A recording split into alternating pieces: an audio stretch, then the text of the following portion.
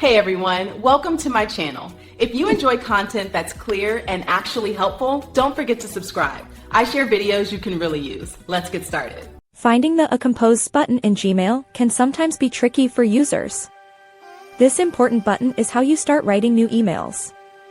Let's quickly find its location. If you're using Gmail on a computer, open your web browser and go to gmail.com. Look to the left side of your screen. You will see a large, colorful button. It definitely has a plus sign icon. Next to this plus sign, it clearly says the word Compose.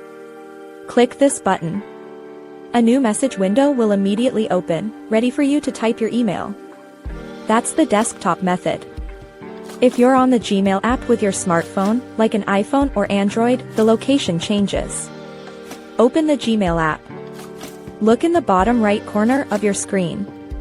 You'll often see a floating, circular button there. This button also prominently shows a colorful plus sign icon.